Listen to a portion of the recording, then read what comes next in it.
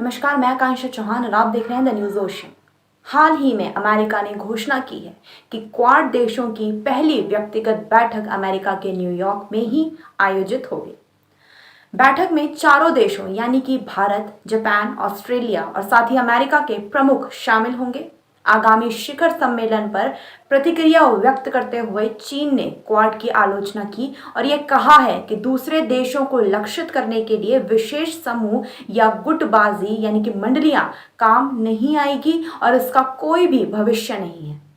आगे बढ़ते हुए आपको बताते हैं कि आखिर क्वाड का गठन किस प्रकार और क्यों हुआ है। महासागर सुनामी 2004 के पश्चात भारत, जापान, ऑस्ट्रेलिया और अमेरिका ने आपदा राहत प्रयासों में सहयोग करने के लिए एक अनौपचारिक गठबंधन बनाया था। वर्ष 2007 में जापान के तत्कालीन प्रधानमंत्री शिंजो आबे ने गठबंधन को चतुर्भुज सुरक्षा वार्ता या फिर क्वाड के रूप में भी औपचारिक रूप प्रदान किया।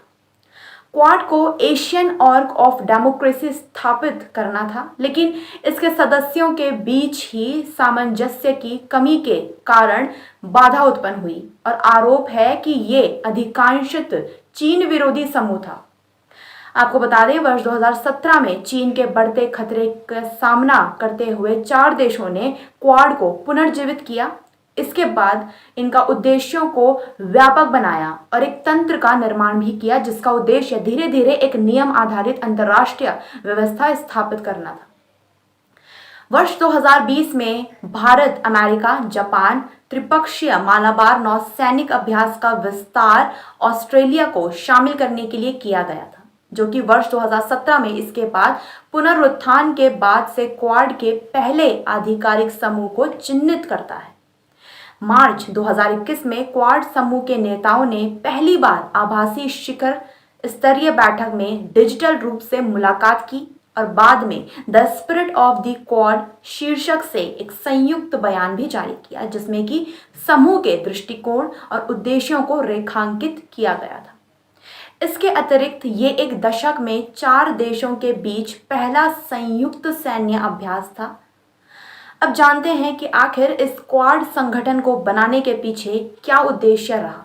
दोस्तों, स्पिरिट ऑफ द क्वाड के अनुसार समूह के प्राथमिक उद्देश्यों में समुद्री सुरक्षा, कोविड-19 संकट का मुकाबला करना, विशेष रूप से वैक्सीन कूटनीति, जलवायु परिवर्तन के जोखिमों को संबोधित करना, क्षेत्र में निवेश के लिए एक पारिस्थितिकी तंत्र बनाना एवं तकनीकी नवाचार को बढ़ावा देना ही इनका उद्देश्य रहा है।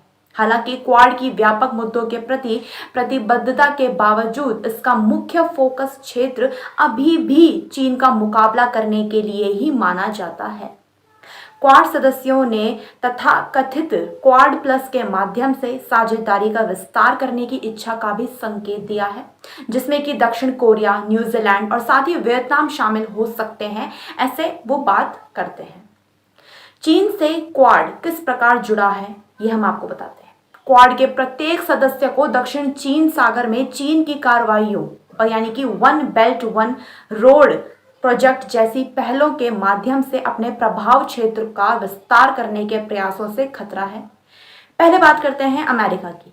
अमेरिका लंबे समय से चीन के साथ वैश्विक प्रतिस्पर्धा को लेकर चिंतित है और उसने ये रुख कायम कर रखा है कि चीन का उद्देश्य अंतर्राष्ट्रीय नियमों पर आधारित व्यवस्था को खत्म करना है। इसी तरह जापान और ऑस्ट्रेलिया दोनों ही दक्षिण और पूर्वी चीन सागर में चीन की बढ़ती उपस्थिति को लेकर चिंतित हैं। चीन के साथ भारत के अपने लंबे समय से लंबित सीमा मुद्दे हैं। दूसरी ओर चीन क्वाड के अस्तित्व को स्वयं को घेरने की एक बड़ी रणनीति के हिस्से के रूप में भी देखता है और उसने समूह के साथ सहयोग करने से बचने के लिए बांग्लादेश जैसे देशों पर दबाव भी डाला है।